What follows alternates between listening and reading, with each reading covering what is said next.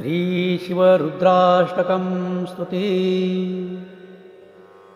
नमामि शमीशान निर्वाणरूपं विभुं व्यापकं ब्रह्म वेदास्वरूपं निजं निर्गुणं निर्विकल्पं निरीहं चिदाकाशमाकाशवासं भजेऽहम्। निराकारमोङ्कारमूलं तुरीयं गिराज्ञानगोतीतमीशं गिरीशं करालं महाकालकालं कृपालुं गुणागारसंसारपारं नतोऽहम्। तुषाराद्रिशङ्काशगौरं गभीरं मनोभूतकोटिप्रभासी शरीरं स्फुरत्मौलिकल्लोलिनी चारुगङ्गालसद्भालभालेन्दुकण्ठे भुजङ्गा चलत्कुण्डलं शुभ्रनेत्रं विशालं प्रसन्नाननं नीलकण्ठं दयालम् मृगाधीशचर्माम्बरं मुण्डमालं प्रियं शङ्करं सर्वनाथं भजामि।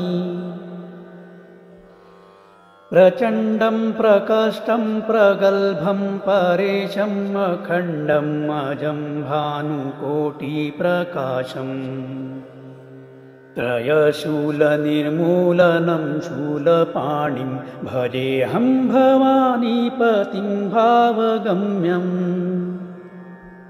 कलातीतकल्याणकल्पान्तकारी सदा सच्चिदानन्ददाता पुरारी चिदानन्दसन्दोहमोहापहारी प्रसीद प्रसीद प्रभो मन्मथारी।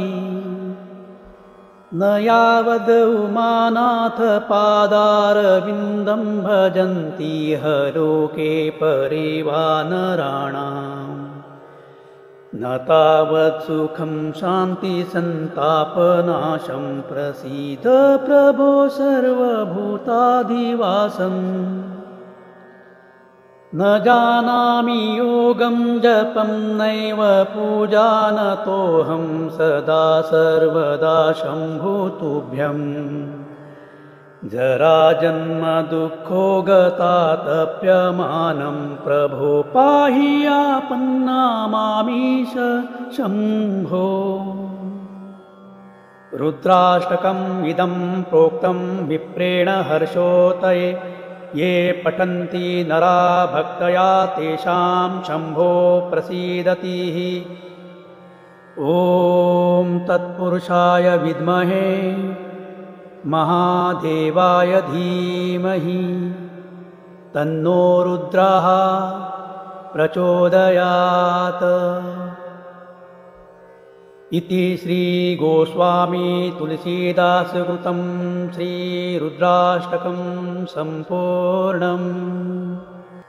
आपल्या समर्पण मराठी चॅनलचा व्हिडिओ आवडल्यास लाईक, सबस्क्राईब व शेअर करायला विसरू नका व नवीन व्हिडिओसाठी बेल आयकॉन प्रेस करा। धन्यवाद।